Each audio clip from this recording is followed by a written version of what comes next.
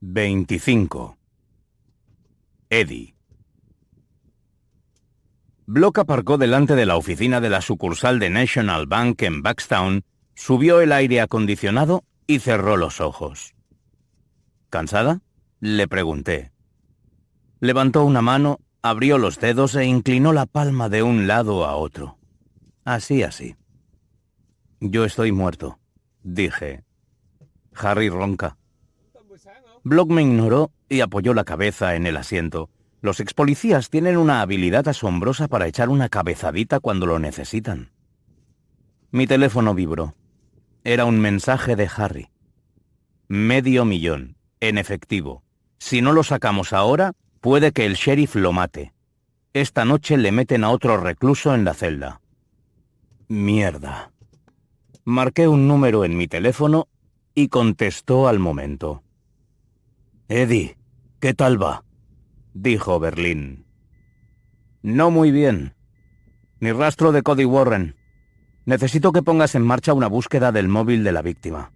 No estaba entre sus cosas cuando encontraron el cadáver». Warren ya me lo había pedido.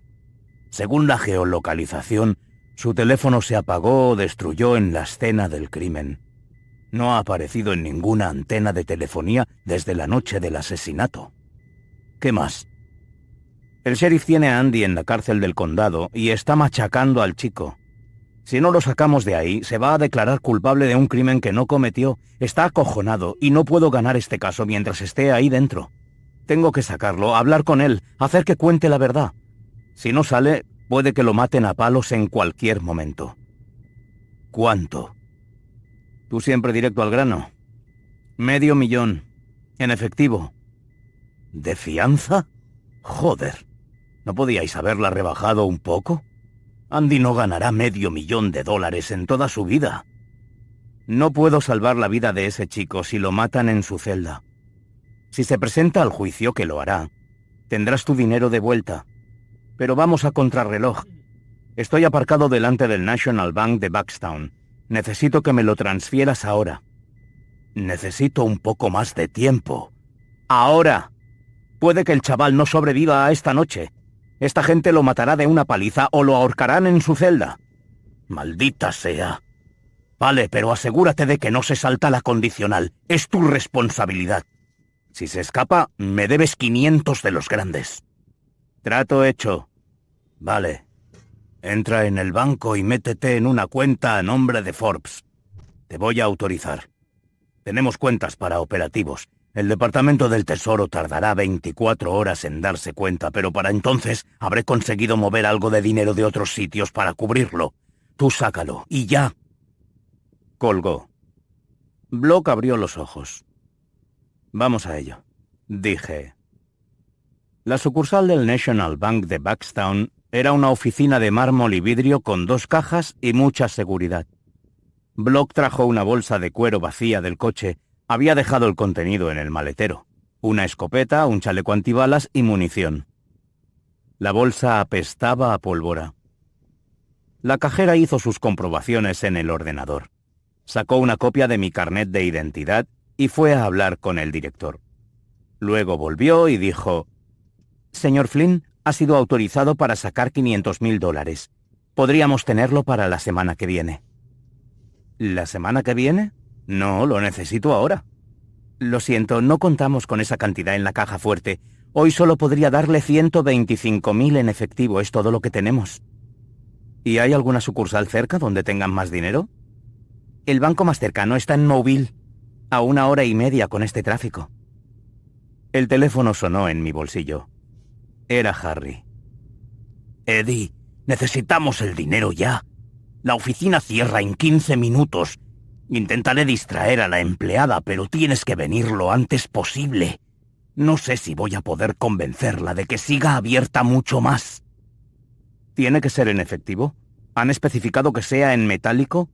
Sí, el juzgado no acepta cheques bancarios ni bonos, únicamente efectivo. ¿Lo tienes? Lo máximo que puedo conseguir son 125,000. Harry suspiró. Lomax ya está columpiando la porra. Kate ha bajado con Andy a los calabozos hasta que paguemos la fianza. Pero si no lo sacamos, a ese chico le va a caer la paliza de su vida por hablar con nosotros. A saber si mañana seguirá vivo. ¿Qué demonios iba a hacer? Me faltaban $375.000. Harry, ¿en esa oficina tienen máquina para contar el dinero? Estás en Bankstown, Alabama, contestó. La máquina es una divorciada de 61 años llamada Agatha que trabaja aquí y me ha echado el ojo. Block, ¿alguna vez has visto a los Harlem Globetrotters? Pregunté. Block arqueó mucho una ceja. Da igual, dije, ya te acostumbrarás. Volví a llevarme el teléfono al oído. Harry, ¿alguna vez has visto a los Harlem Globetrotters? 2. ¿Vamos a dejar el juicio para ponernos a jugar al baloncesto? ¿Qué va? Ya tengo jugador. Solo necesito que tú pites. 26. Eddie. Harry Ford es uno de los hombres más encantadores del planeta. Creo que es por su voz. Suena como la miel deslizándose en un barril. Es atractivo para su avanzada edad y gracioso sin llegar a ser grosero. Para algunas mujeres mayores resulta irresistible. Eso sí, las 3 ex señoras de Ford eran prueba fehaciente de que sus encantos tampoco son eternos. Sin embargo, cuando Block y yo llegamos a la oficina del juzgado, Agatha, la encargada de cobrar las fianzas, iba camino de convertirse en la cuarta. Se acababa de divorciar, tenía un pelazo gris peinado con esmero y lucía un suéter abotonado sobre una blusa bien planchada y pantalones grises. Estaba sentada a su mesa en la pequeña oficina del piso superior del edificio, riéndose con las bromas de Harry. Él estaba sentado sobre la mesa, mientras Agatha contemplaba sus ojos marrones como si fueran de caramelo. Agatha, le presento a mis compañeros, el señor Flynn y la señorita Block, dijo Harry, levantándose de la mesa al vernos entrar. A Block no le gustaban los títulos. Ella era Block. Ni señorita Block ni doña Block, Block a secas. Harry lo sabía perfectamente, pero ahora estaba centrado en mantener a Agatha engatusada. Se disculpó moviendo los labios sin llegar a decir perdón en alto, y ella le contestó con una mirada de odio fugaz que se transformó en una amplia sonrisa para Agatha. Agatha señaló la maleta que Block llevaba esposada a la muñeca y dijo: ¿Es el dinero de la fianza? Y tanto, dije, $500,000 en efectivo. Pues pasa, cielo. Tendré que contarlo. Ponlo aquí si no te importa, dijo Agatha. No hay problema, dije, pero Block tendrá que quedarse aquí con el dinero hasta que lo hayamos entregado. Protocolos de seguridad, ya sabe. Por supuesto, dijo ella. Harry se inclinó hacia Agatha y le susurró algo al oído que despertó una risilla pícara. Block dejó la bolsa sobre la mesa, la abrió, sacó un fajo de billetes unidos por una goma y lo dejó a la derecha de la bolsa delante de Agatha. Yo me coloqué a la derecha de Agatha. Harry se puso detrás de los dos. Agatha quitó la goma y empezó a contar los billetes por una esquina del fajo, moviendo los labios en un suave susurro mientras lo hacía. Había 500 billetes de $100, pero sus dedos se movían a toda velocidad y lo contó todo en menos de 2 minutos. 50.000, dijo.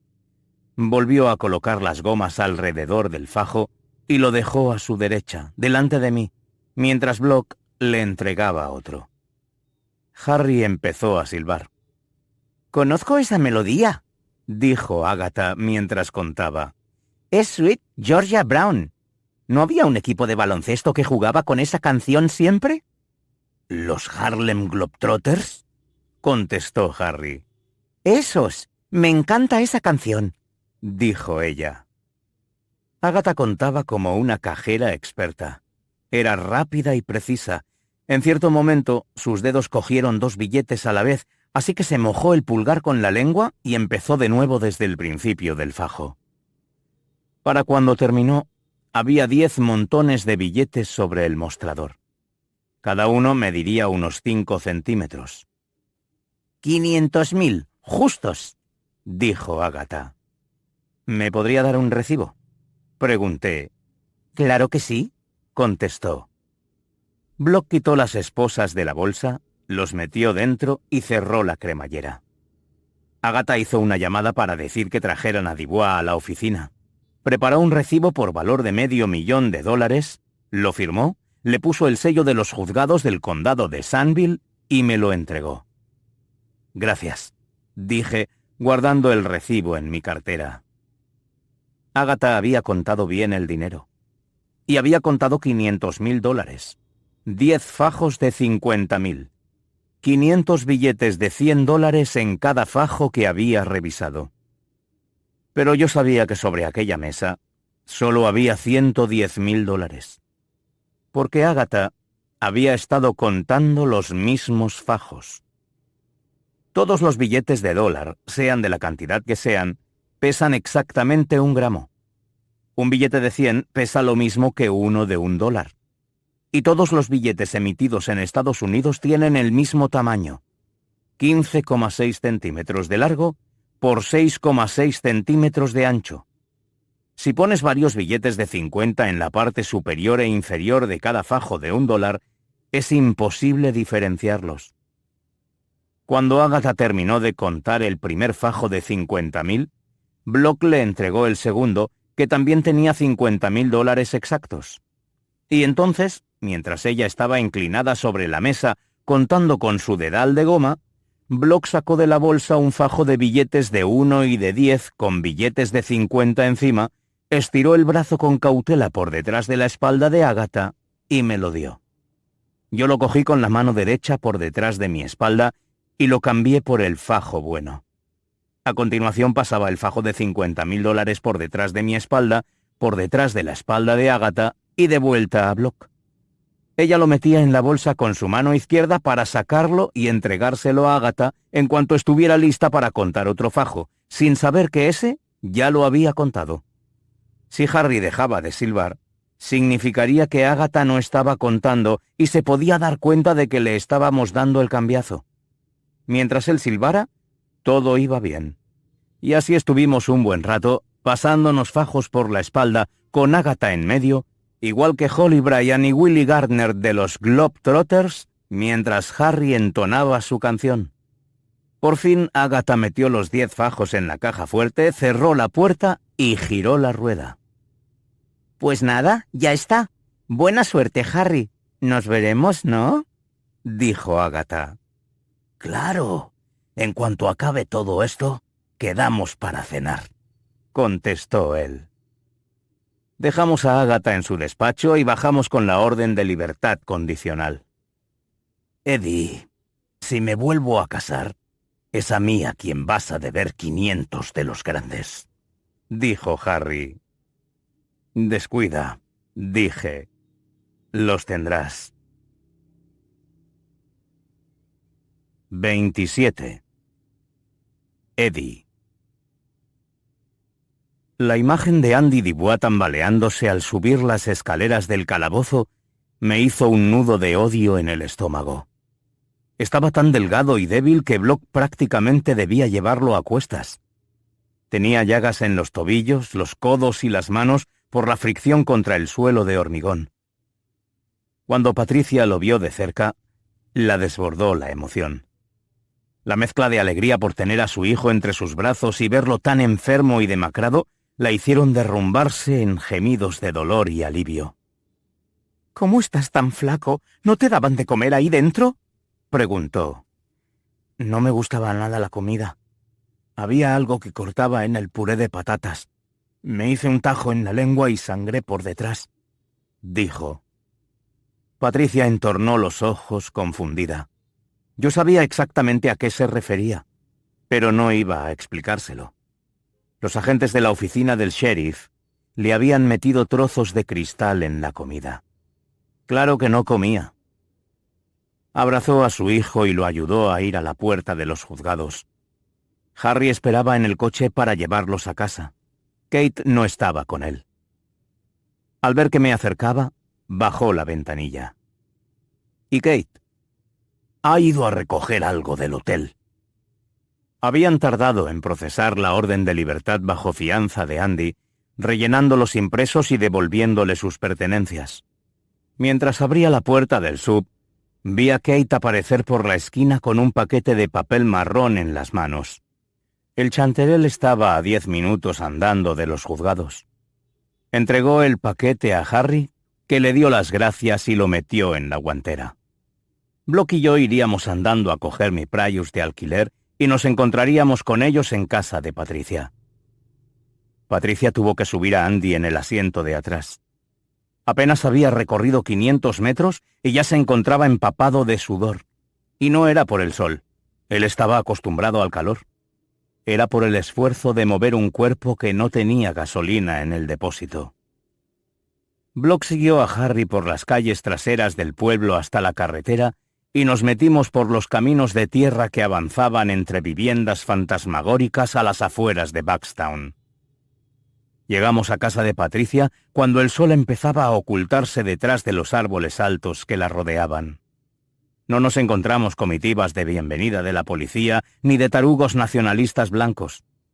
Por ahora, Andy podría comer algo y descansar. Madre e hijo entraron acompañados por Block. Yo me bajé del coche y fui a hablar con Harry y Kate. Ella estaba fuera del sub, tomando un poco el aire.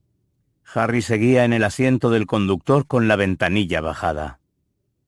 ¿Qué hay en ese paquete marrón?, pregunté. No quieras saberlo, dijo Kate. Pues ahora sí quiero saberlo. ¿Cómo es que has tenido que ir a buscarlo tú?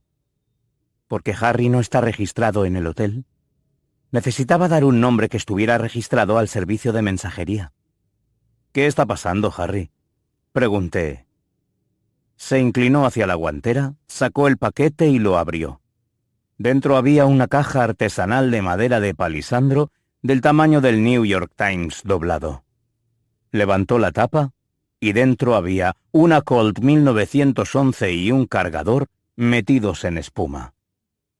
Esta mañana llamé a Denise y le pedí que me enviara esto urgentemente, dijo Harry. La llamaste después de ver el sitio donde encontraron el cuerpo de Skylar, ¿verdad? Harry no contestó. Volvía a tener esa mirada, la misma expresión que esa mañana. ¿Te ha puesto nervioso? Es mi arma de servicio, dijo Harry. Tiene más años que tú, pero también es más fiable. Me siento mejor llevándola encima. Esta pistola y yo vivimos cosas duras en la jungla. Cerró los ojos, sacó la pistola de la caja, metió el cargador y deslizó la corredera hacia atrás. En cuanto oyó cómo la bala se metía suavemente en la cámara, sus hombros se relajaron, expiró y abrió los ojos muy despacio. ¿Hace cuánto que no la usas?, le pregunté. Mucho, pero no lo suficiente. Harry, quizá deberías volver a Nueva York. Pasar de este caso, dije. ¿Crees que soy demasiado viejo? No. Sé que eres demasiado viejo, pero ese no es el problema. No es una crítica, en serio, pero hay casos que se te meten bajo la piel y se quedan incrustados ahí. Lo sabes mejor que yo. Veo lo mucho que te está afectando y... Te equivocas. No es el caso lo que me preocupa. Tengo miedo. Y tú también deberías tenerlo, todos vosotros. El hombre que mató a Skylar Edwards quería mandar un mensaje. ¿Qué mensaje? Mientras hablaba, sus ojos parecían estar muy lejos de allí, y el sudor recubría su cara cayéndole hasta los labios. En el capítulo 12 del Apocalipsis, la mujer sobrevive a su encuentro con el diablo, que es expulsado, y entonces se desata la guerra en los cielos. En el capítulo 15, Dios pone fin a la guerra desatando a 7 ángeles con 7 plagas sobre la tierra. La muerte de Skylar Edwards no es el final de nada. Es solo el principio. Por un momento, Kate y yo nos quedamos en silencio. Ella tamborileó con sus dedos sobre el capó del SUV con un ritmo nervioso. Luego bajó la mano y la puso sobre el hombro de Harry. «Harry, esto es obra de un loco. Vamos a encontrar a quien mató a Skylar y nos aseguraremos de que lo encierren». «Por supuesto que sí», dijo él. «Y mientras tanto, yo tendré el arma bien cerquita y rezaré por no tener que utilizarla. Me quedo aquí, en el coche. Voy a ponerme un poco más cerca del comienzo del camino para ver la carretera. Vosotros entrad», añadió Harry. «Iba a decirle a Block que vigilara», contesté. «Block tiene que ponerse con Corn y buscar pistas sobre Cody Warren», indicó Harry. «De acuerdo», respondí. «Pues entonces...» «Quédate aquí», dijo Kate. «Yo dormiré en el hotel con Block y me encargaré de la selección del jurado. Debes hablar con Andy. Aún tenemos muchas preguntas sin respuesta». «Cuando estabais en los calabozos, ¿le preguntaste sobre los arañazos que tenía en la espalda y le dijiste que encontraron sangre suya bajo las uñas de la víctima?» «Sí», contestó Kate, mirando al suelo. «¿Y qué dijo? ¿Te dio una explicación plausible?» «No me dio ninguna explicación. Simplemente negó con la cabeza y dijo que no sabía». «Esto cada vez se pone mejor», dijo Harry. Kate y Block se fueron en el Prius. Harry cambió de lugar el SUV por el camino de tierra que llevaba hasta la casa de Patricia. Yo me quedé en la sala de estar viendo a Patricia y Andy abrazados mientras miraban viejas fotografías. Tenía muchas preguntas que hacer, pero en ese momento no podía. Andy estaba exhausto y tan débil que me bastaba verlo junto a su madre. Había pasado meses metido en una celda recibiendo palizas y agresiones, así que me parecía mejor que se recuperara un poco antes de empezar a hablar de la pesadilla de la que acababa de despertar. Cenó medio sándwich de mantequilla de cacahuete y gelatina con un vaso de leche y se fue directo a su habitación. No tardó en caer profundamente dormido en su cama. Yo me comí la otra mitad del sándwich, a pesar de que Patricia insistía en hacerme un poco de pollo. La notaba más desenvuelta. Seguía teniendo el tobillo hinchado, pero no estaba dispuesta a que el dolor la detuviera, ni que la idea del juicio inminente le amargara la noche. Su hijo estaba en casa y nada podría borrarle la sonrisa. Sin embargo, yo tenía una misión. Necesitaba averiguar algo de inmediato porque, a falta de respuestas, estábamos haciendo el paripé en vez de armar los argumentos de la defensa. No podía preguntárselo a Andy, así que pensé que tampoco haría daño intentarlo con Patricia. Andy le dijo a Kate que no sabe cómo se hizo esos arañazos en la espalda. También le dijo que no sabía cómo pudo llegar su ADN a las uñas de Skylar. No quiero fastidiarle este momento, Patricia. Tener a su hijo en casa es un milagro, pero yo quiero asegurarme de que siga aquí. ¿Se le ocurre algo? ¿Cualquier cosa que pueda ayudarnos? Hablaré con él, pero mi Andy no miente. Si dice que no lo sabe es porque no lo sabe. Siempre dice la verdad. Le di las gracias y me dijo que se iba a la cama y que no hacía falta que me quedara, que estarían bien. Si no le importa, esta noche prefiero estar aquí, por mi propia tranquilidad. No quiero obligarla. Puedo dormir en el coche con Harry. Dije. El sofá es más cómodo. Voy a buscarle unas mantas. Ah, señor Flynn. Eddie, por favor. Eddie, dijo tanteando el nombre. Gracias por traer a mi hijo a casa. Un placer, contesté. No había sido fácil sacar a Andy.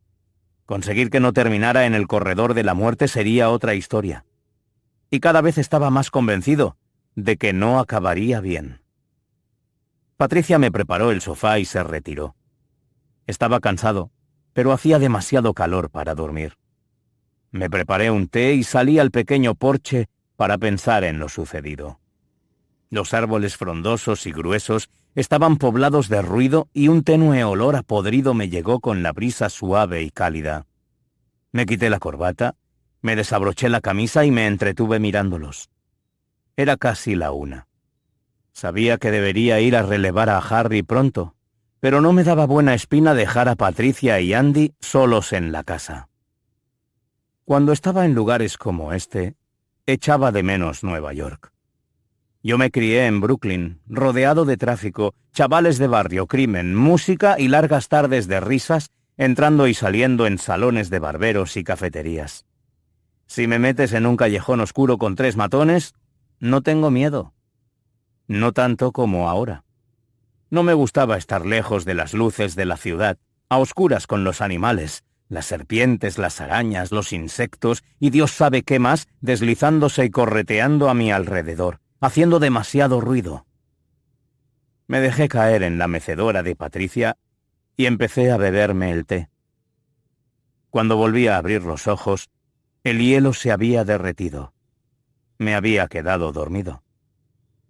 Estaba tan oscuro que no veía más de unos metros más allá de los densos árboles que rodeaban la casa. El sub estaba aparcado a la entrada del camino de tierra. No sabía si podría verlo, aunque tuviera las luces encendidas. Dejé el vaso, me levanté y estiré la espalda. En ese momento oí algo. Un ruido inconfundible. Un portazo de coche. Saqué mi teléfono y llamé al móvil de Harry. Tal vez se había bajado un momento del sub para hacer pis entre los árboles, o tal vez no. El teléfono sonó y sonó. Harry no contestaba. Fuera el que fuera el oscuro motivo detrás del asesinato de Skylar Edwards, no creía que pudiera tener que ver con una teoría bíblica sobre plagas. Harry era mucho mayor que yo y, la verdad, mucho más listo, pero se había criado en la fe y nunca lo abandonaba del todo. Me dije que Harry estaba bien. Aquel portazo no era más que imaginaciones mías. Probablemente estaba dormido. Ese hombre podía dormir en cualquier sitio. Estaba perfectamente seguro que sí. ¿O no? Volví a llamarlo. No contestaba. Salté por encima de la barandilla del porche y eché a correr hacia el camino de tierra. 28. El pastor. ¿Es usted de por aquí?, preguntó el pastor. Francis Edwards miraba por la ventanilla del copiloto de la ranchera Ford hacia los árboles desdibujados a un lado de la carretera, que se veían fantasmagóricos bajo la luz de la luna. Me crié en Gold River, contestó sin emoción. Lo conozco. No está lejos. Creo recordar que tienen un buen equipo de fútbol, dijo el pastor. ¿Jugaba usted? ¿Yo? Claro. En mis tiempos era fuerte y rápido. Eso era lo único que se podía hacer en Gold River, jugar al fútbol y perseguir a las chavalas. Su mandíbula quedó muerta al decir esto último. Hábleme de Skylar, dijo el pastor. Viene bien soltarlo de vez en cuando. Estamos usted y yo solos, no se lo contaré a nadie. Lo sé, confío en usted por el trabajo que tiene y todo eso. El pastor asintió sin quitar los ojos de la carretera. No había farolas, únicamente el asfalto que atravesaba el bosque vaporoso. Solo veía hasta donde iluminaban las luces de cruce, así que conducía despacio.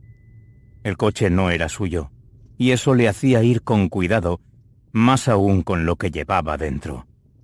No podía permitirse que lo registraran si había un accidente. Él era un hombre paciente, pero empezaba a cansarse de que Francis esquivara sus preguntas, por difíciles que fueran, por mucho que dolieran. El dolor es real, Francis. Yo lo veo como un gas. Si deja que le llene las entrañas y no permite que salga, al final estallará y no será bonito. Asintiendo y sonriendo, Francis dijo: Ya, Skylar lo era todo para mí. Todo lo que he hecho en la vida desde el día en que nació ha sido por ella y por Esther. Siempre supe que no era lo bastante bueno como para hacerme jugador de fútbol profesional.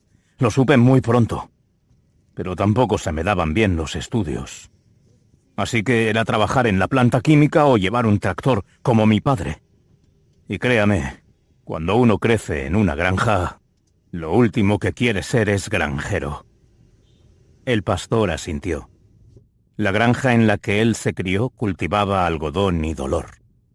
Aún lucía cicatrices en la espalda que daban fe de ello. No, señor. Yo no estaba hecho para ser agricultor. Me gustaba conducir, así que me hice camionero. No es mala vida. La carretera, la radio, los CD, toda la comida basura que quieras. Me gustaba conducir el camión, pero cuando miro atrás estos últimos meses, ahora me arrepiento. ¿Se arrepiente de haberse hecho camionero? Más que nada en el mundo, contestó. Eso me alejó de mi familia. A veces no la veía en 2 semanas. Daría cualquier cosa por cambiarlo, por poder volver y recuperar todo ese tiempo.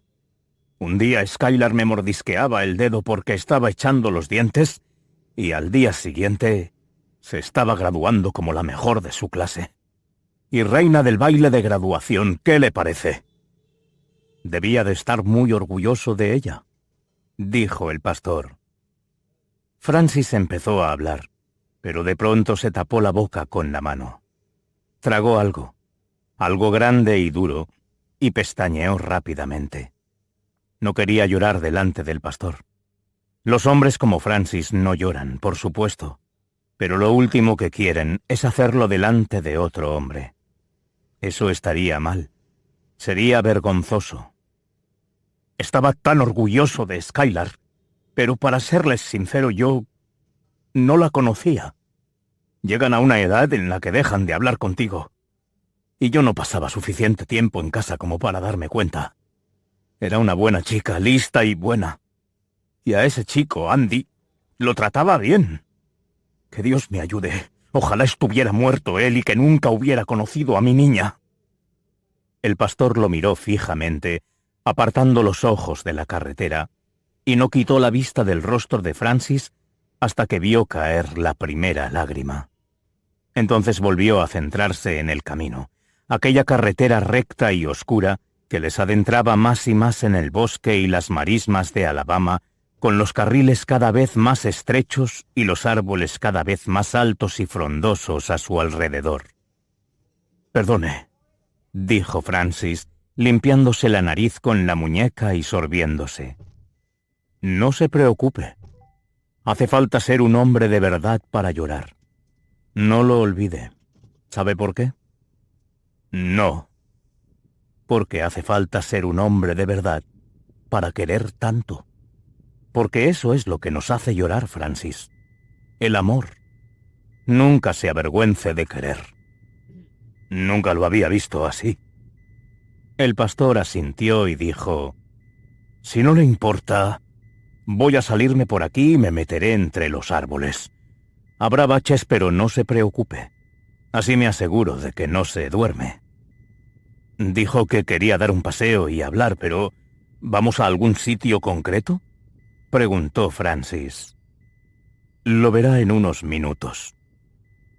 Se quedaron callados. La ranchera tenía un chasis elevado y neumáticos todoterreno, de modo que el tramo campo a través no fue tan incómodo como aventuraba el pastor.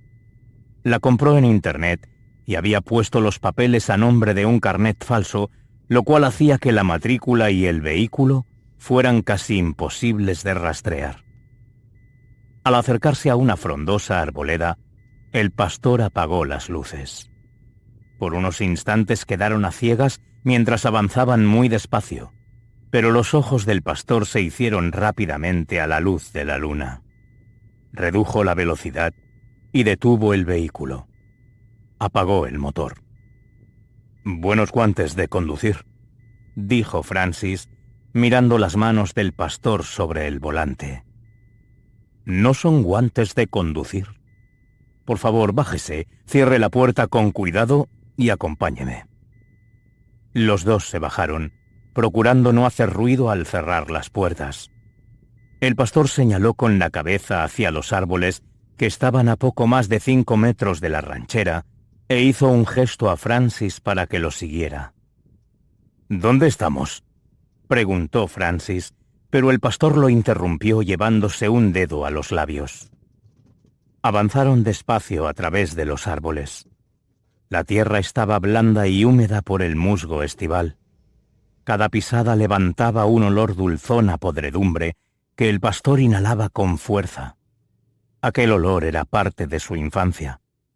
Una vez al mes, en plena noche, se refugiaba en un bosque cercano a la granja. Tenía la intención de construirse una casa en un árbol y vivir allí. Siempre lo cogían al día siguiente, porque su padre era un rastreador experto, entre otras cosas.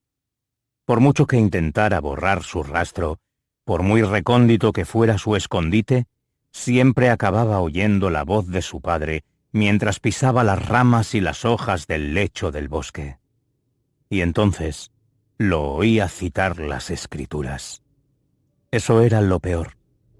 Meterse en un tronco hueco, rodeado de ciempiés, arañas y bichos, escuchando a su padre hablar de la perdición, de padres dispuestos a sacrificar a sus hijos para apaciguar la voluntad de Dios en el Antiguo Testamento.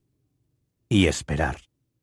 Esperar hasta ese inevitable momento en que sentía la enorme mano de su padre agarrando su tobillo para sacarlo de su escondite, su lugar seguro.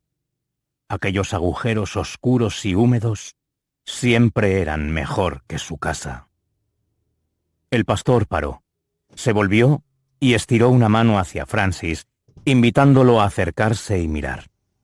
Delante de ellos había una caída abrupta de unos 10 metros, donde solo se veían rocas, árboles muertos y un camino abajo del todo. «¿Ve aquella casa a lo lejos?», dijo el pastor. Francis asintió. «Es la casa de Andy Dubois. Ahora mismo está ahí dentro, durmiendo a pierna suelta. Sabe que ha salido en libertad bajo fianza, ¿verdad?» «Me he enterado, sí», contestó Francis. «¿Y cómo le hace sentir? El chico que mató a su niña está ahora mismo en su casa, metido en su cama después de atiborrarse de pollo y pan de maíz. Dígame, ¿está bien eso?» «No, claro que no. Deberían darle la inyección, o mejor mandarlo a la silla. Ojalá me dieran 10 minutos a solas con él en una habitación». El pastor asintió y siguió. «¿Y qué le haría? Dígame». «Le haría sufrir», dijo Francis. «Bueno, pues vuelva a mirar la casa. ¿Ve el comienzo de un camino de tierra? Sígalo hacia la derecha. ¿Ve ese SUV?» «Sí, pero mal. No tiene las luces puestas». «En ese Chevrolet está uno de los abogados que representa a Andy Dubois. Piénselo. Quieren dejarlo libre. No puedo permitir que eso ocurra». «¿Y qué puede hacer usted?» «Venga y fíjese», dijo. El pastor fue hacia su izquierda, donde la caída del terreno no era tan empinada, y bajó sigilosamente hacia el SUV. Francis lo siguió, aunque a cierta distancia. El pastor salió de entre los árboles que había detrás del vehículo y esperó a Francis. Le hizo un gesto para que aguardara allí, junto al camino, a unos 10 metros del coche. Los siguientes minutos serían cruciales. Este era el punto de inflexión. Una vez diera este paso, no habría vuelta atrás. Creía saber cómo reaccionaría Francis. Esperaba estar en lo cierto. Si se equivocaba y Francis reaccionaba mal, tal vez tendría que matarlo. Y eso sería decepcionante. El pastor volvió a centrarse en el SUV. Solo había una persona dentro. Un hombre en el asiento del conductor. Lo único que se veía era la parte trasera de su cabeza y su pelo cano. Tenía la barbilla apoyada en el pecho, como si se hubiera quedado dormido. Era casi demasiado fácil. Sacó una navaja del bolsillo trasero. La abrió. El mango de marfil siempre se le resbalaba, sobre todo cuando llevaba guantes. No era una navaja para cortar. Estaba diseñada para algo muy distinto y especial. Tenía la punta de acero endurecido, increíblemente afilada y resistente. La ligera curva de la hoja no alteraba su fuerza. Era un arma fabricada para apuñalar. Y hacía muchos años, cuando era un primer prototipo de la navaja automática, se usaba justo para eso. Tenía una flor grabada en la base de la empuñadura, una camelia blanca. Perteneció a uno de los fundadores del grupo, y nada más verla, el pastor supo que tenía que ser suya. Supuestamente era el arma con la que habían asesinado a un integrante del gobierno de Luisiana que se oponía a la esclavitud. Se la compró por varios miles de dólares a un vendedor discreto que también vendía objetos nazis y del Ku Klux Klan. Como todos los artículos de ese tipo, era difícil demostrar su origen. Pero en cuanto la tuvo en sus manos, el pastor supo que era auténtica. De algún modo sintió que la sangre había lamido aquel filo. El pastor se arrodilló a escuchar junto a la puerta del conductor del sub. Se cercioró de que no había nadie más cerca y puso la mano en el mango de la puerta, preparándose para abrirla. Francis lo observaba con los puños apretados, los labios tensos sobre los dientes y los ojos entornados. El pastor sonrió. Francis estaba lleno de rabia. Una rabia pura que solo puede salir de un padre que ha perdido a un hijo. Tenía que actuar rápido. Con un movimiento ágil, abrió la puerta del sub, se levantó y giró el cuerpo. El trabajo en el campo cuando era joven le había hecho fuerte, y luego había ganado mucha potencia en el gimnasio. Y todo ello lo puso en práctica en un movimiento explosivo, balanceando el brazo, usando los hombros y el tronco. Un escorzo y un estallido de sus músculos. Como un púgil profesional que se levanta después de agacharse y se lanza en un golpe cruzado, rompiéndose en un movimiento. Medio segundo después de abrir la puerta, arremetió. La navaja dio en el punto exacto en el cuello del viejo. El filo desapareció entre la carne y el hueso, clavándose hasta la empuñadura. Entonces vio la expresión de Francis. No había tiempo que perder. El pastor le hizo un gesto para que se acercara. Se quedaron unos segundos allí, en pie, mirando al viejo muerto en el asiento del conductor con la navaja clavada a un lado de la cabeza. «Esta noche nos hacemos hermanos, Francis. Ya no hay vuelta atrás. Lucharemos hasta la muerte por ti y esperamos lo mismo a cambio. Júramelo». Con el rostro empapado de sudor y la respiración acelerada por la adrenalina que circulaba por su cuerpo cual gasolina caliente, alzó una mano y dijo: «Lo juro». «Bien, muy bien. Ahora, échame una mano con una cosa que tengo en la ranchera», dijo el pastor, mientras cerraba la puerta del conductor. 29.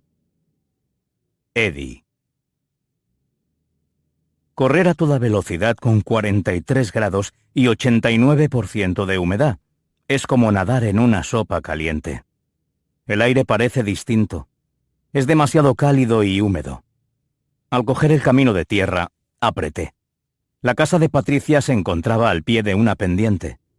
El camino estaba embarrado y la cuesta era muy pronunciada. En coche no era difícil subirla, pero con zapatos de suela de cuero resbalaba mucho.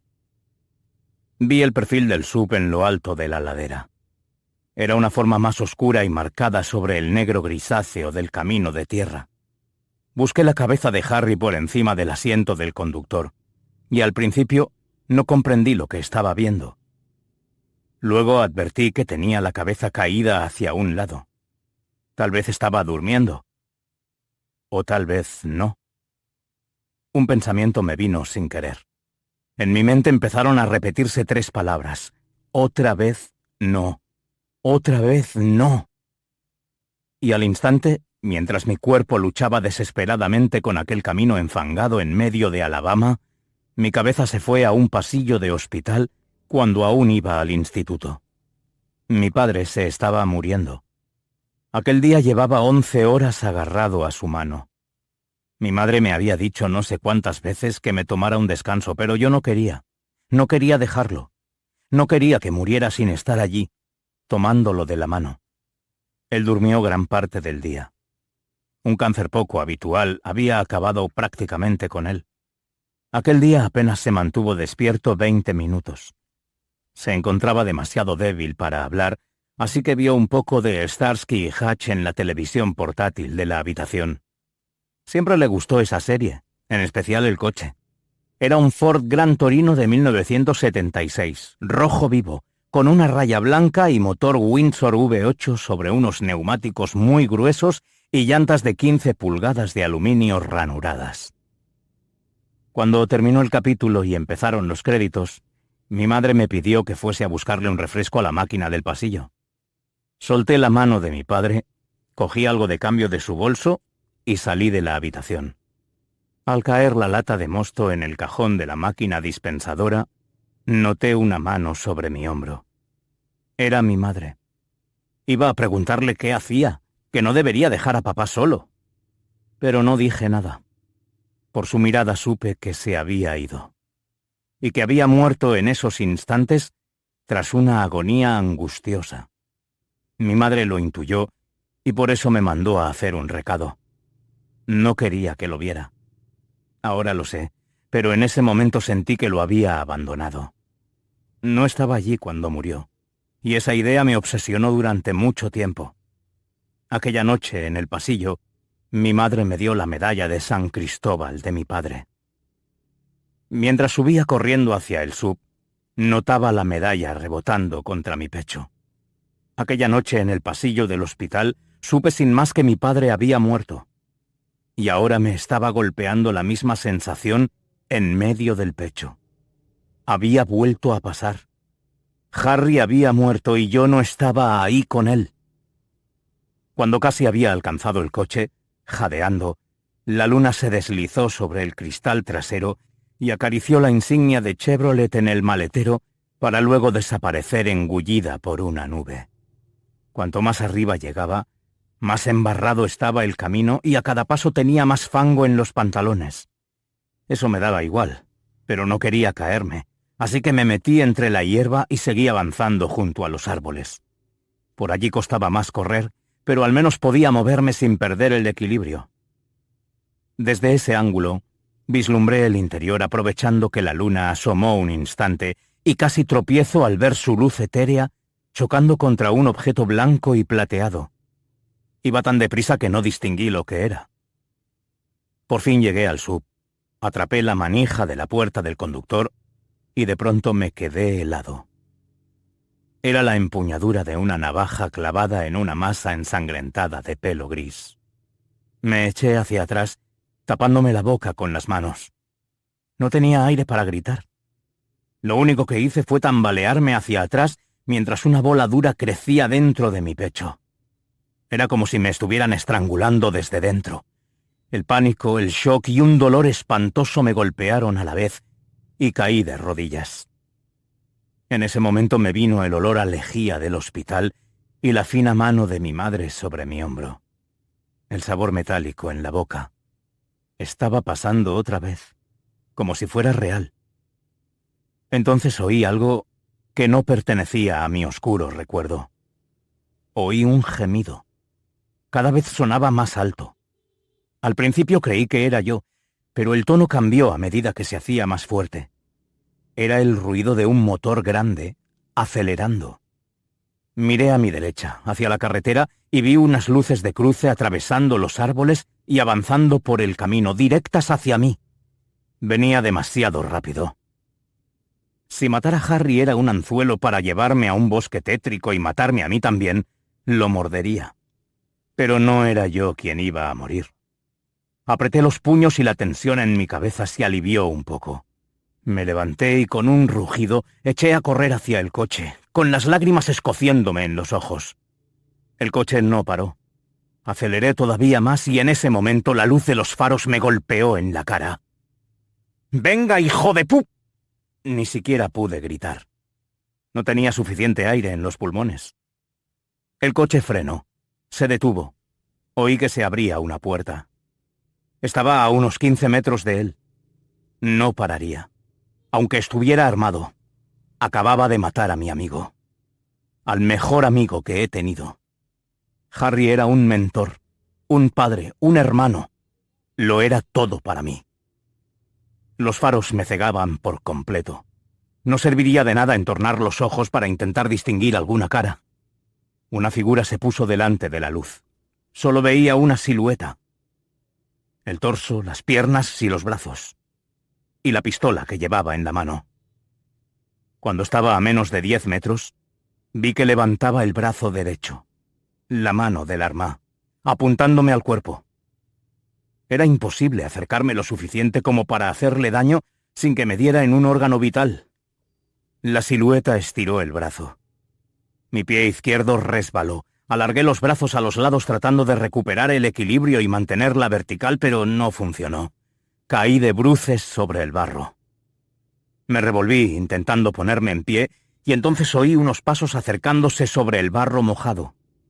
El suelo estaba demasiado resbaladizo y entre la impresión de ver a Harry muerto y la carretera cuesta arriba con aquel calor, era incapaz de levantarme. Con un último esfuerzo, logré poner un pie en firme, pero resbalé y volví a caer con fuerza. Los pasos se detuvieron. Oí el clic del martillo de una pistola. Y entonces habló el hombre con el arma. ¿Qué demonios haces aquí, Eddie?, dijo Harry. 30. Eddie. ¡Eddie!, dijo Harry. No oí lo que dijo después. Yo estaba de pie, abrazándolo con fuerza y con la cabeza sobre su hombro. «Creía que tú eras el del coche», dije. «Ese coche es gris. Este SUV es azul. Tenía tanto calor que no aguantaba ahí dentro sin el aire acondicionado, pero la batería se estaba agotando, así que me lo he llevado a dar una vuelta. Se me ocurrió meterme en la carretera para ver si venía algún coche hacia aquí. Lo siento, solo me he ido 15 minutos». Aflojé los brazos y me aparté un poco sin soltarle los hombros. «Da igual, estás vivo». «Claro que estoy. ¿Qué has dicho?» «Hay un muerto ahí dentro». Harry miró a mi espalda, hacia el SUV. Se llevó una mano a la camisa maldiciendo. Le había manchado de barro la camisa y los pantalones del traje. Nos acercamos muy lentamente al coche. «Cuidado por donde pisas. Hay huellas», dijo Harry. Sacó las llaves del bolsillo de su pantalón y encendió una pequeña linterna en el llavero. «Ponte en la hierba, ahí a un lado», dijo. Hice lo que me decía. Él fue hacia la derecha, yo hacia la izquierda, y seguimos por los laterales del camino hasta llegar a la parte trasera del SUV. Me temblaban las manos y estaba atontado. El nivel de adrenalina me iba bajando poco a poco, pero aún no me hallaba en condiciones de enterarme de nada. Harry apuntó la linterna hacia el interior del vehículo, mientras yo me agachaba agarrándome de las rodillas, tratando de controlar la respiración. «Cuando has dicho que hay un muerto en este coche, querías decir 2 muertos, ¿verdad?», dijo Harry. «¿Cómo?». «Hay 2 cuerpos ahí dentro. Maldita sea. Es Betty McGuire. Y el que está con ella...». «Cody Warren», dije yo. El cuarto día. 31. Lomax. «¿Eres tú?», dijo una voz desde el piso de arriba. Era más de medianoche, cuando Lomax se estaba quitando las botas llenas de barro en el recibidor y contestó: «¿Quién va a ser?» Bueno, quería saber que eras tú y no un asesino loco que anda suelto por la zona, dijo Lucy, con una sonrisa evidente por el tono de voz. La broma no le hizo ninguna gracia a Lomax. Sacudió la cabeza tratando de borrar aquella última imagen de su mente. Con el tiempo, los policías aprenden a hacerlo sin problemas. La mayoría de ellos ven o viven algo traumático en algún momento de su carrera. Son gajes del oficio. Para algunos solo ocurre una vez, para otros, una vez a la semana. El truco está en compartimentar. Dejar esa mierda en la puerta como si fueran unas botas embarradas. Korn quería mandar un mensaje, así que, siguiendo sus órdenes, había metido el cadáver de Cody Warren en el sub del abogado, lo había llevado hasta casa de Andy Dubois y lo había dejado allí. Korn decía que él se encargaría del resto. Era una clara advertencia para Flynn y su gente. Tampoco era la primera vez que Lomax hacía algo así. Ya había matado. Durante la operación Tormenta del Desierto. Y aquello no le afectó demasiado. Lo hacía por su país. Eso es lo que se dijo, aunque en realidad sabía que era para ganar dinero. La primera vez que disparó a alguien, ya de vuelta en Estados Unidos, fue muy distinto, pero le pagaron mejor. Lucy no sabía ni la mitad de lo que había hecho. Joder, no sabía nada. Hacía horas que debería haber llegado a casa. Llamó a Lucy y ella le dijo que hoy se encontraba mejor, que era capaz de pensar. Casi había terminado de tejer su cojín y no había vomitado mucho. El dolor era soportable. Lo esperaría despierta. Cuando llegara, podía subirle una taza de chocolate. Desde que había dejado de tomar la medicación, Lucy había vuelto a ser casi la misma de siempre. Sonreía con facilidad, veía sus telenovelas y leía sus revistas. «Hay chocolate calentito en la cocina», dijo desde arriba. Lomax se puso las pantuflas y fue a la cocina. Allí, a fuego lento, había un cazo de chocolate llenando toda la cocina de vapor. Cogió un trapo para quitar el cazo del fuego, sirvió 2 tazas y las subió cuidadosamente en una bandeja con galletas. Lucy ya estaba en la cama, leyendo una novela de bolsillo de Janet Evanovich. Le encantaban los libros de Stephanie Plum. Dejó el chocolate sobre su mesilla y le ofreció una galleta. «No, gracias. Si como algo a estas horas lo vomitaré. ¿Qué tal tu día? ¿Has hecho el bien?» Era una pregunta que le hacía siempre desde que entró en la policía. ¿Has hecho el bien hoy? Al principio no le costaba pensar en algo que contarle, pero luego las respuestas empezaron a escasear. Al final, Lucy dejó de preguntar. Debió de darse cuenta de que a Lomax lo avergonzaba profundamente. Lo único que recordaba del día de hoy era lo difícil que había sido trasladar el cuerpo de Cody Warren del congelador al coche. Ya casi había olvidado la paliza que le había dado al empleado de la gasolinera. «Uno de estos días, ¿eh?», dijo ella. No contestó. Empezó a desvestirse, se lavó los dientes, la cara y las manos. Al ver su camisa en el suelo del cuarto de baño, vio manchas de sangre que le había salpicado el cuerpo de Warren, o más probablemente del chico de la gasolinera. Se llevó el uniforme abajo con el resto de la ropa de hoy, lo metió en la lavadora y la puso en marcha. Una consecuencia positiva de la enfermedad de Lucy era que ahora sabía cómo hacer la colada, poner la secadora, lavar los platos y realizar el resto de las tareas de casa de las que antes se encargaba ella. Era duro, pero Lucy decía que le gustaba que aprendiese mientras ella seguía allí para enseñarle, porque cuando ella no estuviera, no aprendería. Lomax volvió al piso de arriba, se puso el pijama y se metió en la cama. El chocolate se había enfriado. No se sintió capaz de bebérselo y la idea de comerse una galleta le dio ganas de vomitar. «No te preocupes», dijo ella. «Estoy bien. Ha sido un día largo, nada más», dijo Lomax. «¿Has visto a Korn?», preguntó. «Sí», contestó con un suspiro de complicidad. «No me gusta ese hombre, ni tampoco la idea de que estés con él. Te lo dije aquella noche que vino a cenar, le falta algo. A mí me parece como un tubo de carne hueco». Lomax no contestó. «No tiene corazón, ni alma. Ten cuidado con él, Colt. Es lo único que digo». «Lo sé», dijo Lomax. «Maldito el día que vino a este pueblo», añadió Lucy. «He metido en la cárcel a mucha gente mala. El pueblo es mucho más seguro desde que se hizo fiscal del distrito». «A él le da igual a quien manda a la cárcel. A veces creo que solo quiere ver sufrir a la gente. Yo creo que lo divierte». Lomax se giró y abrazó a Lucy, que seguía sentada en la cama. «Ya me lo has dicho 1000 veces. Lo vigilaré.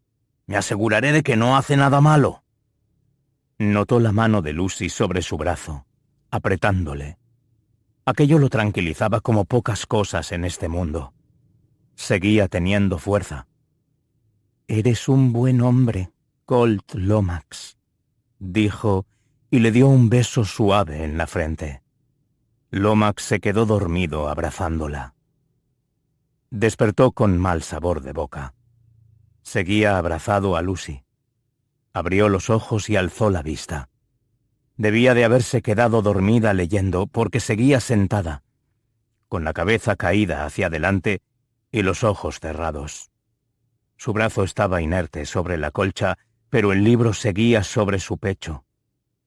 «Oye, deberías tumbarte. Te va a doler el cuello», dijo. Lucy no contestaba. La miró de nuevo, esta vez despierto, con una llama de pánico en el pecho. He dicho que te tumbes». No contestó. Le tocó la mejilla apartando un mechón de pelo de su cara y se incorporó en la cama. Estaba fría. Había fallecido durante la noche, en sus brazos, aparentemente en paz. La taza de chocolate seguía encima de la mesilla, intacta. Lomax le cogió la cara y el pelo y se le escapó un ruido. Era el mismo tipo de ruido que hace la gente de todo el mundo.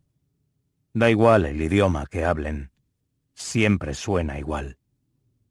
Era un lamento, llanto y grito saliendo de una garganta estrangulada por una ola arrolladora de pena súbita y dolor.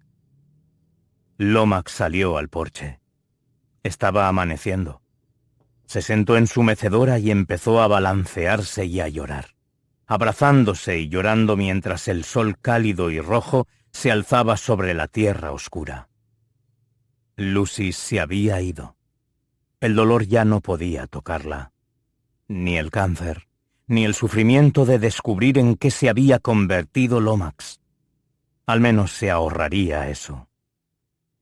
A pesar del dolor, sonrió con una amarga sensación de alivio. Lucy había muerto creyendo que era bueno. Nunca sabría en qué clase de hombre se había transformado con la ayuda de Korn. Daba las gracias por eso. Gracias de que hubiera muerto antes de descubrirlo. Sus últimas palabras resonaban por su cabeza en un bucle amargo e interminable. Eres un buen hombre, Colt Lomax. 32. Eddie. Ni Harry ni yo nos habíamos formado como investigadores profesionales y tampoco queríamos serlo.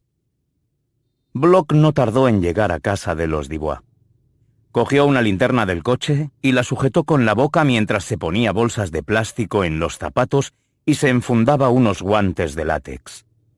El sub de Cody olía fatal, pero a ella no parecía importarle. Se acercó al coche despacio. Hizo fotos desde todos los ángulos con su móvil, centrándose especialmente en las huellas. Luego abrió las puertas, y estudió con detenimiento los cuerpos y el interior del vehículo.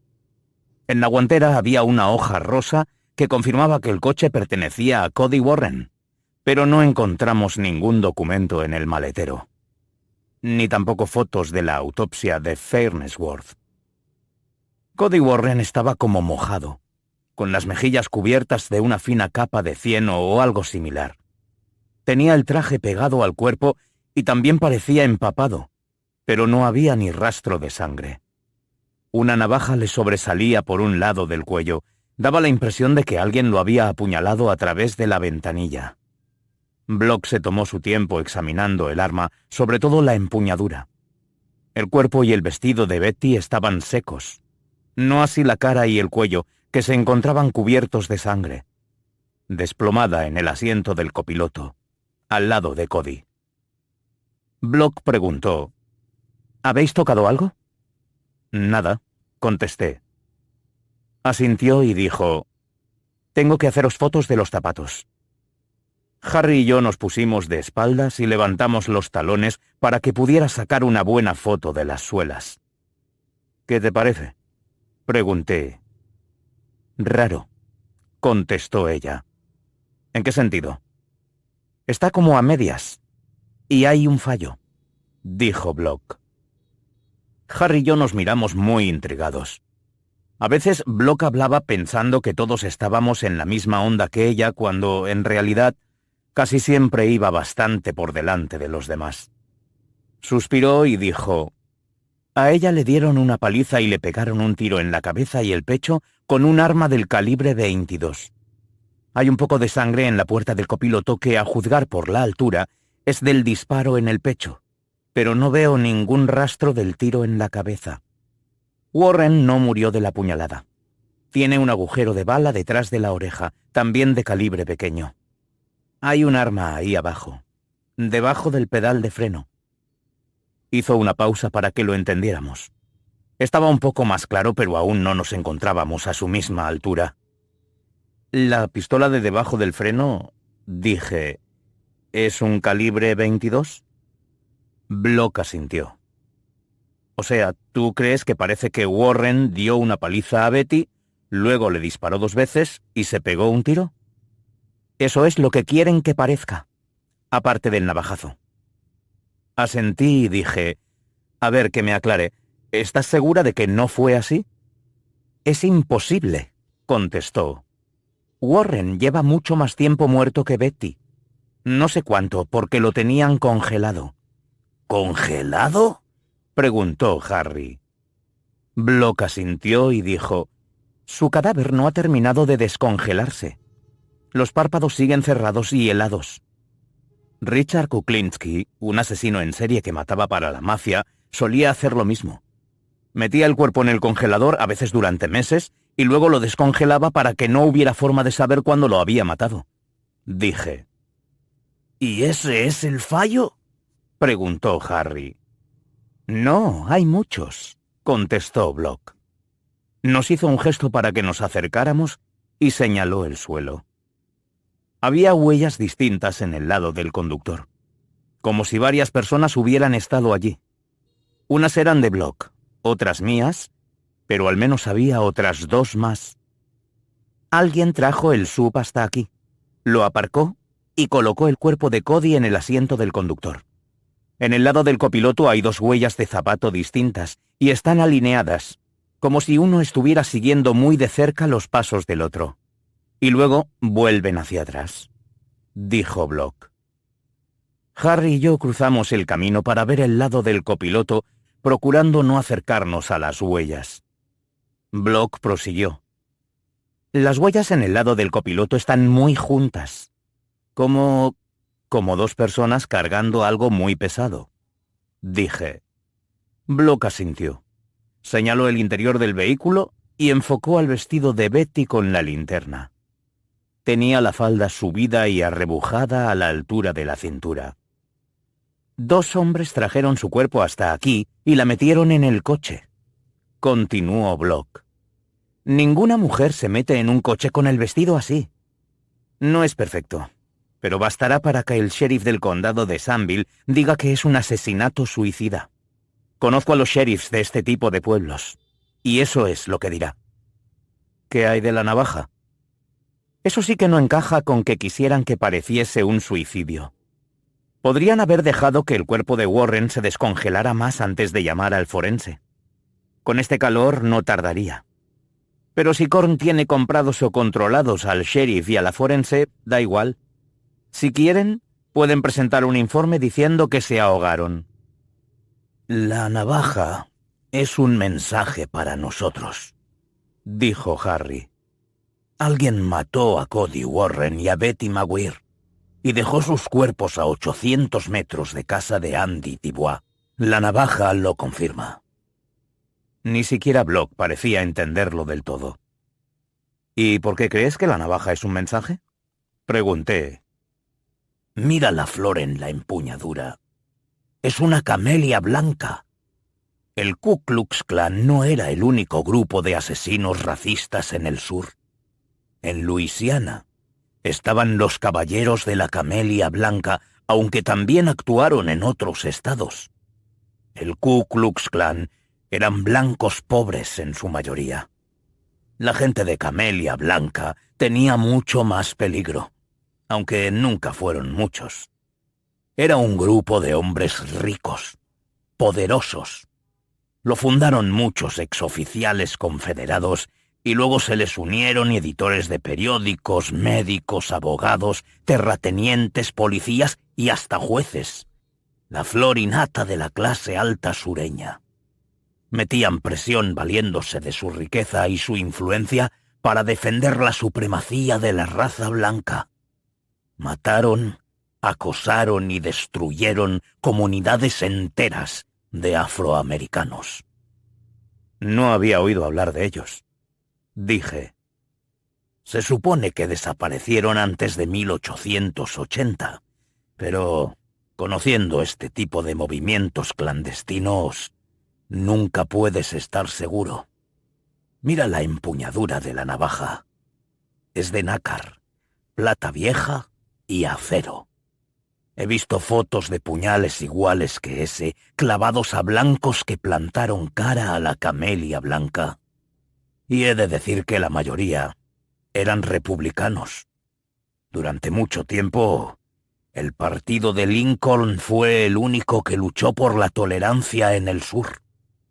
Las cosas cambian, señalé. Harry asintió, y luego dijo: Esto es una advertencia. Si seguimos con el caso, corremos serio peligro. Todos. Block dio un paso adelante y volvió a asomarse al sub. El músculo de su mandíbula se movió al apretar los dientes. Sabía que estaba grabando aquellas imágenes en su memoria. 2 personas inocentes, muertas. No nos quedaba otra elección que llamar a la policía. La oficina del sheriff envió a 2 agentes que no me sonaban. Me tomaron declaración y llamaron a la científica. Dejé que hicieran su trabajo y volví a casa de Patricia. Al llegar al porche oí ruido dentro. Abrí la puerta y vi a Patricia y Andy sentados en el sofá. Estaban juntos. Patricia tenía su brazo alrededor de Andy, agarrando su hombro derecho con la mano, y él daba palmaditas sobre ella con su mano izquierda y se mecía hacia adelante y hacia atrás mientras ella le susurraba que todo iría bien. Era lo mismo que estaba haciendo cuando lo vi por primera vez en aquella celda. Darse palmaditas en el hombro mientras se mecía hacia adelante y hacia atrás, como si tratara de consolarse. Parecía algo que Patricia y él hacían a menudo. Era su manera de aliviarse. Andy ha tenido una pesadilla. Le sucede mucho. Está bien, ya se le pasará. ¿Qué hace ahí el sheriff? Evidentemente había visto las luces del coche patrulla al llegar. No quería decírselo. Ahora no, todavía no. De noche todo parece peor. Hay cosas que solo deberían decirse a la luz del día. Mañana se lo cuento, no pasa nada. ¿Está bien, Andy? Necesita un poco de tiempo. A ver si puedo comprarle medicinas mañana. Nos hemos quedado sin... ¿Qué clase de medicinas? Pregunté. No sabía que tomara medicación. Para la ansiedad. No las cubre la seguridad social, y no siempre me las puedo permitir. Si mi tobillo no me da guerra durante un par de semanas, puedo ahorrar para comprárselas, pero llevo varios meses mal.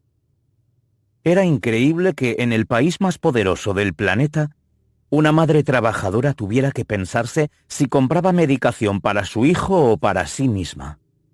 Ella prefería dejar de tomar la suya y aguantar el dolor si eso hacía que Andy estuviera mejor. No me cabía duda. ¿Has empezado a tener ansiedad últimamente? No, contestó Andy. la tengo desde que era adolescente. Me cuesta dormir y se me va el apetito. Me dan ataques de pánico. Y a veces el estrés me pone peor. ¿Tenías acceso a tu medicación en la cárcel? No me querían dar nada. En los expedientes no decía nada de que Andy estuviera en tratamiento ni que le hubieran diagnosticado un trastorno de ansiedad. ¿Te importa si te pregunto qué desencadenó esta ansiedad? No tiene por qué ser nada en concreto, claro. A veces simplemente te da. Pero si hubo algo, no sé, algún trauma, me gustaría saber qué fue. No quiero sorpresas en el juicio.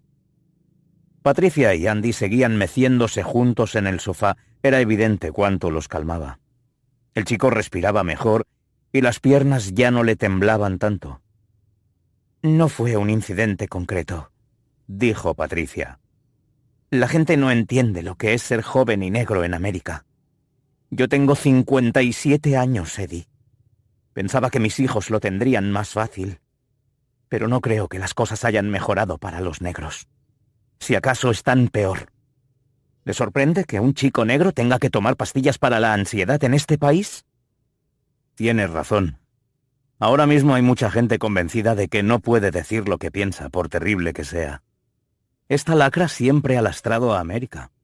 Lo que pasa es que ahora lo vemos mucho más claro. Con el tiempo, las cosas irán a mejor, dije. ¿Usted cree? Preguntó ella. Creo que hay una generación nueva que no va a tolerar esta mierda. Y Andy forma parte de ella. Los jóvenes como él nos salvarán a todos. Patricia miró a su hijo mientras hablaba y vi la esperanza inundar sus ojos de lágrimas. Andy, has dicho que estabas teniendo una pesadilla. ¿Qué era? Hablarlo puede hacer que sea más fácil. Entonces, Andy me miró. En toda mi vida no había visto a nadie tan aterrado. Hace un tiempo que sueño lo mismo cada noche, dijo. Estaba atado a una silla grande, pero la silla estaba ardiendo y no me podía levantar. El señor Korn estaba allí, riéndose de mí, viendo cómo me quemaba. 33. Taylor Avery. Taylor Avery cerró el grifo del agua caliente y aguzó el oído. Sí, alguien estaba llamando a la puerta. Agarró el trapo y se secó las manos. Antes de salir de la cocina cogió la pistola de encima de la nevera. Quitó el seguro valiéndose de una de sus llaves y con la pistola pegada a un lado del cuerpo, avanzó hacia la entrada.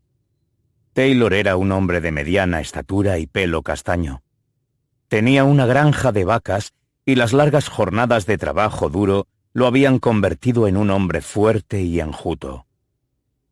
La granja estaba a casi 2 kilómetros de la casa más cercana, que también era una explotación lechera. Era más de medianoche. Su mujer y su hijo adolescente dormían en el piso de arriba. Quienquiera que fuese el que llamaba a la puerta, no venía de visita. La puerta no tenía mirilla ni mecanismos de seguridad. Eso lo llevaba en su mano derecha. Al abrirse encontró a un hombre alto en el porche. Llevaba traje y estaba de espaldas mirando la finca, sin importarle quién abría. La lámpara del porche arrojó una luz amarillenta sobre su pálida piel. «Señor Avery», dijo. Taylor entornó los ojos. El hombre no iba armado. Tenía las manos entrelazadas delante del cuerpo, como si estuviera en la iglesia. Pasados unos instantes, Lo reconoció. «Señor Korn, ¿es usted?» «El mismo. ¿Le importaría salir unos minutos para hablar?» Taylor no necesitaba el arma, aunque lo intimidaba ver al fiscal en su porche. Puso el seguro a la pistola, la dejó sobre la mesa y salió. Señalando una de las sillas, vio cómo Korn doblaba su espigada figura sobre ella. No fue un movimiento extraño, pero parecía como si las sillas no estuvieran hechas para él, como si su estatura y su forma no encajasen con la mayoría de las cosas. Una vez sentado, Korn estiró una mano hacia la silla que tenía al lado. Taylor tomó asiento y al hacerlo notó un extraño olor a podrido. En la mesa junto a la silla había una edición en rústica de Matar a un ruiseñor. Era la novela favorita de Avery. Le gustaba leerla cada año, en verano. Recordaba perfectamente cuando se sentaba en ese mismo porche, después de ayudar a su padre en el campo, con un vaso de limonada fresca y la luz de una lámpara de aceite iluminando el mundo de Scout. En aquella época era un mundo no muy distinto al suyo. «Siento presentarme a estas horas. He estado bastante ocupado preparando el juicio. Supongo que le habrán llegado noticias. Represento a la acusación contra el chico Dubois, el que mató a Skylar Edwards». Taylor asintió. «Claro, lo sabe todo el pueblo. Y ha salido en los periódicos. Pobre chica». Y entonces se calló. Sabía por qué había venido Korn. Tragó saliva y procuró ser más cauteloso con sus palabras. «Señor Avery, sé que le ha llegado una citación para la selección del jurado. Teniendo en cuenta lo lejos que vive del pueblo y el hecho de que no ha leído ningún artículo sobre el asesinato ni ha visto ninguna noticia en televisión, es probable que lo elijan para formar parte del jurado en el juicio». Taylor sí había leído bastantes noticias en la prensa y también había visto muchos reportajes en televisión. Y eso era lo que le acababa de decir. Sin embargo, se mordió la lengua y asintió. «Esta granja es de su familia desde hace mucho tiempo. Tengo entendido que 5 generaciones ya», dijo Korn. «Así es. Hemos tenido suerte. Llevar una granja no es fácil. Nunca lo ha sido, y cada vez se hace más difícil», contestó Taylor, pensando que el trabajo era un tema más seguro que el de un juicio por asesinato. «Como sabe, tengo la responsabilidad de defender la ley en este condado. Pero soy consciente de todo lo que ocurre a nivel administrativo. Corren rumores de que hay un casino que desea comprar tierras fuera del pueblo, para construir un centro comercial, cines, ese tipo de cosas. ¿Lo sabe?» Taylor asintió. 2 bufetes de abogados distintos le habían presentado ofertas económicas en nombre de sendas compañías importantes que querían comprar sus tierras con la intención de construir ese tipo de negocios. Y él las había rechazado. Las ofertas eran jugosas y le habrían arreglado la vida a su familia durante 2 o 3 generaciones, pero ni siquiera llegó a planteárselo realmente. Aquello eran tierras de los Avery. Tenían varios campos de centeno que utilizaban para alimentar al ganado y el excedente lo vendían junto con la leche. Eran básicamente autosuficientes. Su padre dedicó su vida entera a trabajar la tierra, igual que su abuelo, y Taylor estaba resuelto a hacer lo mismo. «Verá, si una explotación comercial se considera conveniente para el condado, hay ciertas leyes a las que pueden aferrarse para comprar tierras. Podrían conseguir una orden judicial que los obligaría a usted y a su familia a marcharse. Y eso también suele suponer que no se cobra el valor de mercado por su propiedad. Tal vez 20 céntimos el dólar. O menos. Hacía calor, pero Taylor de pronto se quedó helado. Como sabe, yo tengo cierta influencia, prosiguió Korn. Imagino, dijo Taylor. No hace falta que lo imagine. Créame. Puedo hacer desaparecer ese tipo de órdenes y que esos casinos lo dejen en paz. Pero también puedo hacer que se acelere todo el proceso y que lo echen este mismo invierno. Recuérdelo cuando emita su veredicto en el caso Dubois. Es usted un hombre respetado en esta zona. Como siempre he dicho, un hombre justo. Y sus compañeros del jurado sin duda seguirán su opinión. ¿No cree? Puede, dijo Avery. Yo creo que lo harán. Convenza a sus compañeros de que declaren culpable a Andy y su nieto seguirá ordeñando vacas en ese establo cuando tenga su edad. Si pone en tela de juicio mis argumentos, en fin, no sería bueno. Quedarse con estas tierras es un regalo que le estoy haciendo. Por ahora, suyo es. Pero los regalos pueden confiscarse si no se recibe nada a cambio. Korn se inclinó hacia adelante, y Taylor volvió a notar ese olor. Le recordaba aquella vez que encontró una tortuga muerta bajo la casa. Dejar en libertad a Andy Dubois sería como reírse de la justicia, dijo Korn. A Taylor le había quedado bien claro lo que se esperaba de él. No sabía nada sobre el caso, más allá de lo que había salido en las noticias. Las pruebas forenses conectaban a Andy Dubois con el asesinato, o al menos eso decían. Aún así, él sabía que Korn no debería estar en su casa y tampoco le gustaban las amenazas. Algún agente de campo tiene una mente extremadamente sagaz, mucho más aguda que cualquier urbanita. Una sabiduría innata, quizá. Taylor asintió, pero no dijo nada. Bueno, parece que tenemos un acuerdo, señor Avery, dijo Korn, tendiéndole su mano larga y pálida. Taylor la estrechó, sorprendido de lo frío que estaba Korn, como si acabara de salir de un baño de hielo. Buenas noches, dijo Korn. Taylor se quedó mirándolo mientras se levantaba, se metía en el coche y se marchaba sigilosamente. No conocía a Andy Dubois, ni a Skylar Edwards o a su familia. Cuando le llegó la citación, rezó para sus adentros que no lo escogieran como jurado, pues eso significaría tener que contratar a otra persona para ayudar con el trabajo de la granja mientras él estaba en el juicio.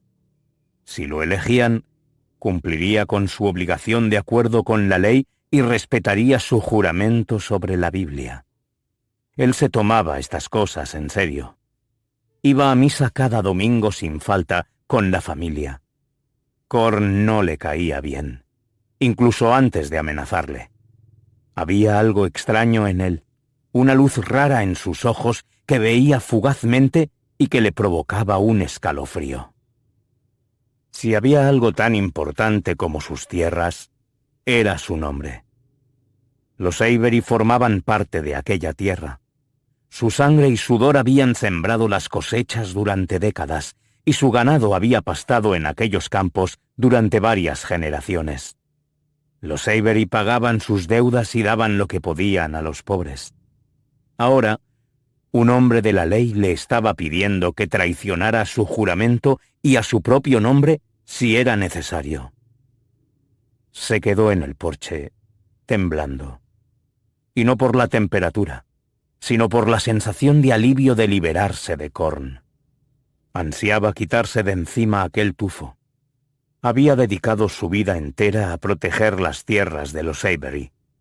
Ahora se preguntaba qué estaría dispuesto a hacer para no perderlas. Volvió a sentarse, cogió la copia de Matar a un ruiseñor y se la puso en el regazo. Pasando las hojas distraídamente, empezó a pensar en la decisión que tenía ante sí. Pronto tendría que elegir entre su buen nombre o la granja. Aunque realmente no había nada que decidir. Su hijo de 14 años dormía en el piso de arriba, en su vieja habitación. Tenía derecho a heredar aquellas tierras, y Taylor se juró que haría cualquier cosa para protegerlo. 34. Eddie. A Andy le costó volver al juzgado el día después de salir. Yo hubiera preferido tener más tiempo para que se calmara y así poder hablar con más facilidad, pero el juez había impuesto ciertas condiciones. Al menos, esta vez llevaba ropa decente. Nueva, o casi nueva. Patricia le había comprado un traje en una tienda de segunda mano tirando de sus ahorros. Seguramente le habría quedado bien antes de que lo detuvieran. Ahora parecía como si pudieran caber 2 Andys ahí dentro. Y lo mismo con la camisa. Su cuello asomaba como el palo de una escoba. «Mira qué guapo estás», dijo Patricia. Andy estaba sentado delante de ella en la mesa de la defensa, nervioso. Se volvió hacia Patricia y levantó los 2 pulgares. Sabía que su madre había gastado sus ahorros en aquella ropa y no quería desilusionarla. Era su manera de ayudar, asegurarse de que Andy tuviera buen aspecto en el juicio, que pareciese el joven decente que en realidad era.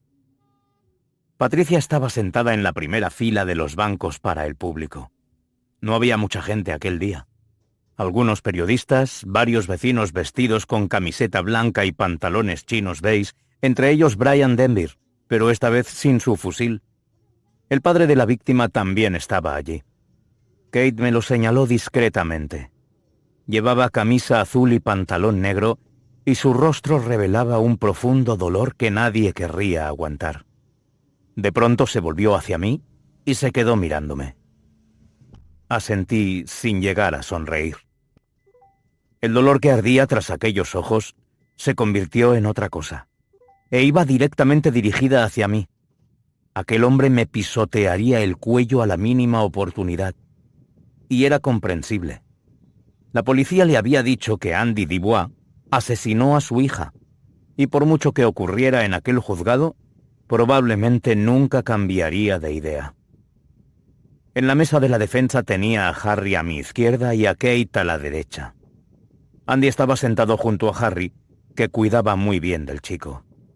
Él nunca tuvo hijos, y el afecto que le mostraba me hacía pensar que tal vez se arrepentía de ello.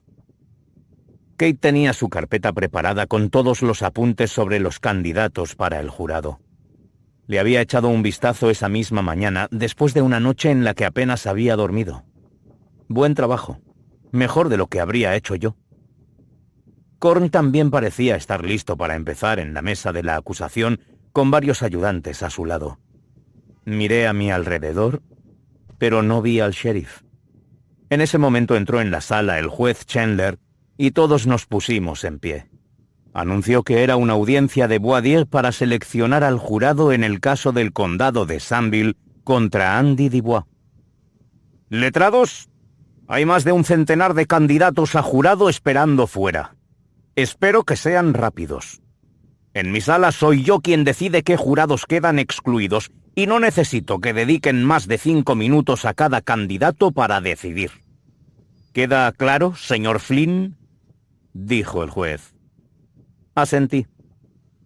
Era mi primer caso punible con la pena capital, pero ya sabía qué obstáculos nos íbamos a encontrar. En aquel pueblo, poco importaba quién conformase el jurado. Quizá nadie estuviera abierto a la posibilidad de que Andy fuera inocente hasta que se demostrara lo contrario. Pero además había otro problema. La selección del jurado en un caso punible con la pena capital es distinto a cualquier proceso de selección de jurados en el sistema judicial. En juicios de este tipo, el jurado tiene que estar cualificado para condenar a la pena capital. Es decir, deben estar dispuestos a imponer la pena capital si el acusado acaba siendo condenado. Se les suele preguntar directamente si, en el caso de demostrarse la culpabilidad del acusado, impondrían la pena de muerte o no. Esto crea un sesgo inmediato a favor de la acusación. La mayoría de las mujeres, las minorías, los católicos y las personas de ideología liberal están en contra de la pena de muerte y jamás impondrían esa sentencia aunque consideraran culpable al acusado. Como consecuencia de ello, la mayoría de los jurados en casos punibles con la pena capital tiene poca diversidad racial y están compuestos por tíos blancos, protestantes, dignos del Antiguo Testamento, capaces de llevarse al acusado a su jardín y pegarle un tiro en la cabeza antes de que se diga una palabra en el juicio. Es un hecho que un jurado cualificado para condenar a la pena capital es más propenso a condenar a muerte. Y punto. Y cuando la pregunta que más se les suele hacer nada más empezar es si estarían dispuestos a imponer la pena capital, se está enviando un mensaje a los jurados imparciales de que acabarán teniendo que decidir si la imponen o no. De este modo, en vez de preguntarse si la acusación ha demostrado realmente sus argumentos, el jurado solo se planteará si es capaz de matar al acusado. Como consecuencia de ello, el acusado tiene que cargar con la sombra de la culpabilidad desde la selección del jurado hasta el veredicto. El caso se presentaba negro para Andy, se mirara por donde se mirara, y no parecía que pudiéramos hacer gran cosa al respecto. «Recuerda», dijo Kate, señalando una lista de nombres que había elaborado. «Pase lo que pase, tenemos que rechazar a estos». Kate había revisado los cuestionarios completados por todos los candidatos a jurado antes del proceso de selección. Basándose en sus respuestas, había 25 que debíamos evitar. El juez hizo llamar a 15 candidatos y les explicó el proceso. Para ahorrarse bobadas, como él mismo dijo, les preguntó si alguno de ellos estaba en contra de la pena capital hasta el punto de que jamás la impondría. 4 vecinos razonables de Sanville County alzaron la mano y fueron descartados de inmediato. Chandler prosiguió con preguntas más concretas sobre el tema y descartó a otros 5. «Para esto podíamos no haber venido», dijo Harry al oír que el juez rechazaba a otro más. Me sorprendía que se hubiera quitado a tantos candidatos de en medio tan rápido. Históricamente, la pena de muerte ha contado con el apoyo general del país. Desde finales de la década de 1930, se han venido haciendo sondeos sobre la pena capital entre la población estadounidense. Y hasta 2019 no salió una mayoría en contra. Eso significa que durante casi 90 años, a la mayoría de los americanos les pareció bien ejecutar a sus conciudadanos. Eran las 4 de la tarde y ya había 10 jurados en la tribuna. Solo faltaban 2. Nosotros habíamos agotado todas las recusaciones sin causa que nos permitían descartar candidatos sin explicar el motivo. Aún podíamos recusar por causa, pero eso sería complicado ante Chandler. Kate estaba de pie, entrevistando a un granjero llamado Taylor Avery. ¿Ha leído artículos sobre este caso en la prensa?, dijo Kate. Sí, señorita. ¿Ha visto noticias o reportajes sobre el caso en la televisión? Sí, señorita. Después de ver esas noticias y de leer esos artículos, ¿cómo puede distinguir lo que se dijo de lo que son los hechos en este caso? No me creo todo lo que leo en las noticias. Y tampoco la mayoría de lo que veo en la televisión, señorita. Buena respuesta. Me empezaba a caer bien el tal Avery. Y era evidente que a Kate también. ¿Usted cómo decidiría qué es verdad y qué no, señor Avery?, le preguntó. Bueno, si se refiere a los informativos, si la noticia sale de Washington es posible que no sea cierta, o que solo sea la verdad para una persona. Mi padre siempre decía que hay 2 versiones de una historia. ¿Qué hace en su tiempo libre, señor Avery, cuando no está trabajando en la granja? El juez Chandler puso los ojos en blanco. No estaba dispuesto a aguantar este tipo de cosas. Leo, dijo Avery. ¿Qué lee? Novela, sobre todo a los clásicos. Kate se tomó su tiempo sin apartar la mirada de Avery. No tenía motivo para mentir. Se inclinó hacia mí. Yo creo que no está mal. ¿Qué opinas? Si dice en serio lo de la lectura, yo creo que nos lo quedamos. La gente que lee empatiza. De todos modos, no nos quedan recusaciones con causa. Vamos a aceptarlo. Kate dijo: Señoría, la defensa acepta al señor Avery como 11º jurado. El juez Chandler indicó a Avery que tomara asiento en la tribuna. Había 11 jurados, 7 tíos blancos, 2 afroamericanos y 2 mujeres blancas. Eso es lo que ocurre en los casos punibles con la pena de muerte. Solo quedaba un asiento. Una joven afroamericana subió al estrado. Se llamaba Imelda Falls. Era una de las primeras en la lista de deseos de Kate. A Korn le quedaba una recusación sin causa, y la aprovechó. Kate lo esperaba. Señoría, recusación de Batson, dijo Kate. Según la ley del Tribunal Supremo, una recusación sin causa no puede usarse con sesgo discriminatorio. No se puede rechazar a un jurado por su color de piel, su religión o su género. Muy bien, señor Korn. Debe usted exponer sus motivos para esta recusación, dijo el juez con un profundo suspiro. Korn se puso en pie, abotonó su chaqueta y se aclaró la garganta. Señoría, me parece inadecuado que la defensa cuestione si mi juicio es sesgado. No obstante, expondré mis motivos.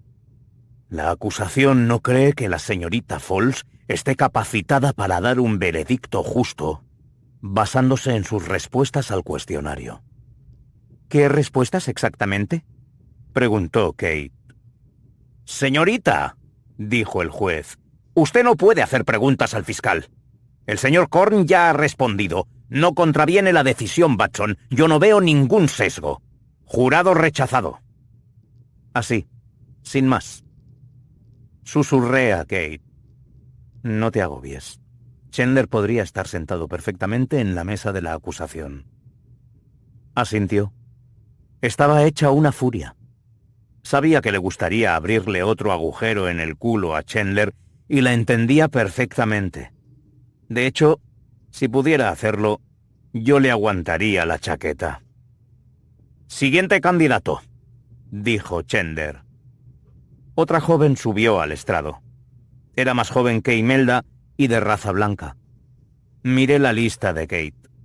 Ya sabía su nombre de pila. Era Sandy. Antes trabajaba en la cafetería de Gus, y su viejo y mortífero coche, que no era un Volkswagen, estaba aparcado ahora mismo a la puerta del Chanterelle. Le tocaba empezar a Korn.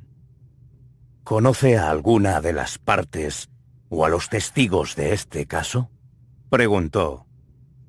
Sandy Boyet llevaba blusa blanca, pantalón negro y un lazo rojo sujetando su melena oscura. Se tomó un momento para pensarlo, demostrando que entendía la pregunta. Me miró un instante, medio segundo a lo sumo, y entonces dijo: no. Korn hizo todo el numerito y ella demostró que era una testigo a prueba de balas. Dijo no tener ninguna objeción moral contra la pena capital y que sí se plantearía imponerla en caso de ser condenado el acusado. Me acerqué a Kate y susurré: acéptala, sin preguntas ni objeciones. No sé, dijo ella, solo es un poco mayor que la víctima, vivían en el mismo pueblo, tuvieron que cruzarse. Probablemente la conocía o había oído hablar de ella y se identificaría mucho con la víctima. Eso nos lo pone más difícil. Confía en mí, dije. Kate asintió a regañadientes y llegado el momento, aceptamos a Sandy como última integrante del jurado. El juez añadió 2 suplentes a toda velocidad y finalmente dijo: ya hemos dedicado tiempo más que suficiente para montar este jurado. El juicio dará comienzo pasado mañana. Señor Korn, señorita Brooks, señor Flynn, prepárense. Salimos del juzgado y yo solo tenía una pregunta en la cabeza. ¿Por qué había mentido Sandy al fiscal diciendo que no me conocía?